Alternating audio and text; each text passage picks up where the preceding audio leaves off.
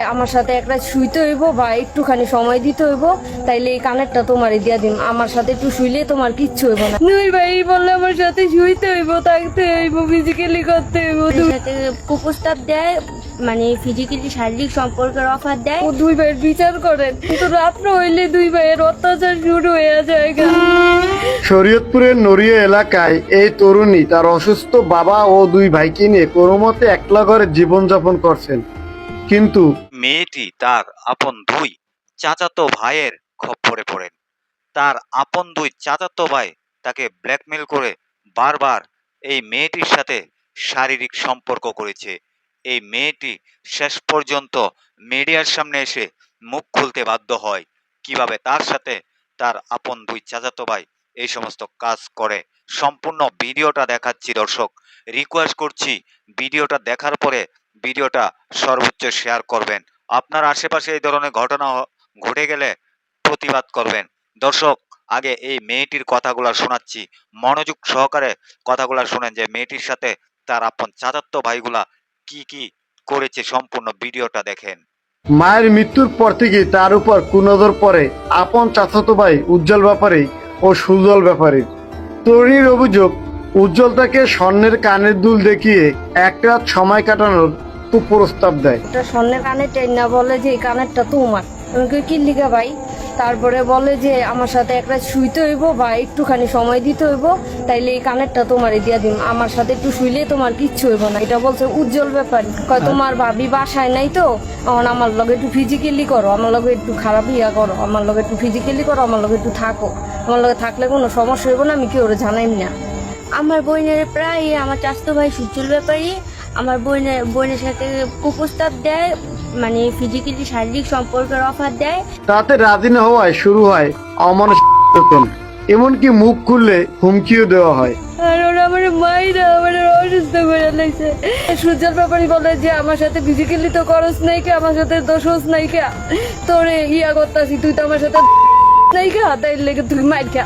এই কথা বলে আমার বাস দিচ্ছে, আমার তো পিঠে কিছু রাগে নেই। স্যার ব্যাপারই ওই আমার একই কথা বলে যে আমার লগে না থাকলে তোর আমি এলাকার মধ্যে কেমনে থাকো সেটা আমি দীক্ষা নিব, মানে আমার সাথে শুইতে হইব, এইসব ধরনের কথা বলছে সূর্যর ব্যাপারী সহকারে। নির্যাতনের মাত্রা এতটাই ভয়াবহ যে গভীর রাতে ওই তরুণী বাথরুমে যাওয়ার জন্য ঘর থেকে বের হলেই অন্ধকার থেকে দুই ভাই তার উপর চড়াও হতো। প্রাণ ভয়ে তরুণী দৌড়ে ঘরে ঢুকে দরজা বন্ধ করলে তারা টিনের চালের উপর ইট পার্কেল মারতো এবং চাইনিজ ও রক্ত নিয়ে দরজায় মহড়া দিত। তারপর আমার বোনের যখন রাজি না হয়, তখন আমার বোনের রাস্তায় যখন আমার বোনের থালা বাসন ধুতে যায়, তখন আমার বোনের মারে। আর যদি আমার বোনের বাসা থেকে একটুখানি বের হয়, তখন আমার বোনের মারে, দরজা আটকায় রাখে। আমার বোনে, আমার মা মারা গেছে কয়দিন হয়েছে। এখন মনে করেন আমার বোনে এতটা মানসিক টর্চারে আছে আর শারীরিক টর্চার এরকম আছে। আমার বোনে রাত 12টা বাজে 1টা বাজে যখন পেশাব করতে বাইরে, তখন আমার বোনের ইচ্ছা রকম মারে। তখন আমার বোনে আমার ফোন দেওয়া বলে কি যে বোন আমার বাসায় আবি, নাহলে আমি তোর দৌড়ায় যায় ধর্ম।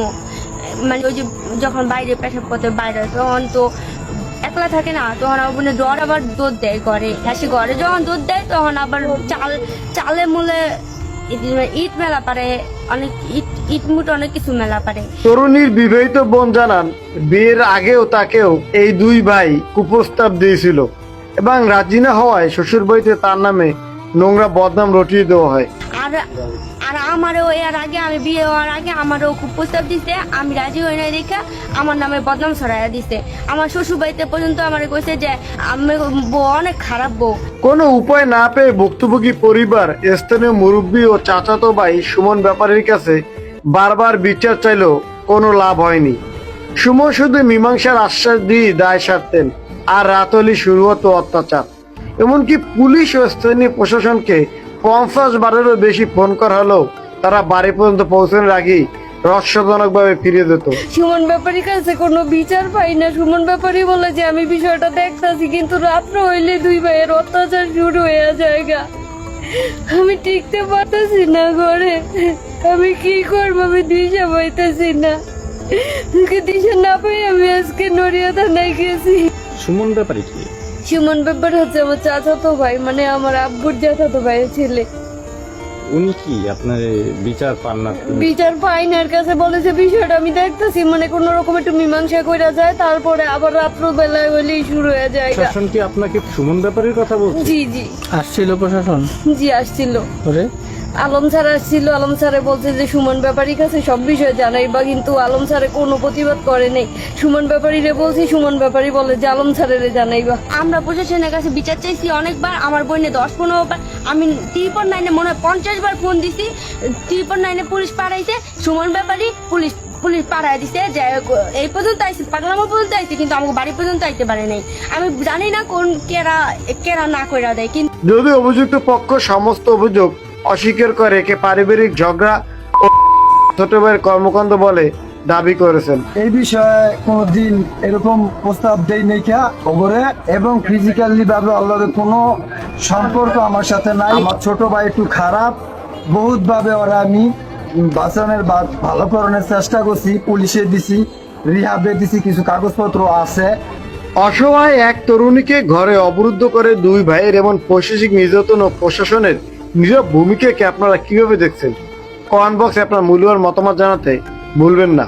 সমাজে লুকিয়ে থাকা এমন অপরাধী ও প্রভাবশালীদের আসল রূপ সবার সামনে তুলে ধরতে এই ভিডিওটি এখনই বেশি বেশি শেয়ার করুন। দর্শক, এই যে ভিডিওটা দেখেছেন, মেয়েটির কথাগুলো শুনছেন, এখন আপনারা অবশ্যই কমেন্টে কমেন্ট করবেন এদেরকে কি সাজা হওয়া দরকার, এদেরকে কি বিচার করলে এলাকার মানুষগুলা শান্তি পাবে।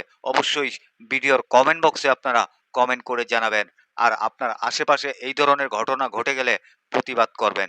ভিডিওটা শেয়ার করে ছড়িয়ে দেন। এই ভিডিও থেকে আমি বিদায় নিতে যাচ্ছি। পরবর্তী কোনো একটা ভিডিওতে আপনাদের সাথে দেখা হবে। আসসালামু আলাইকুম।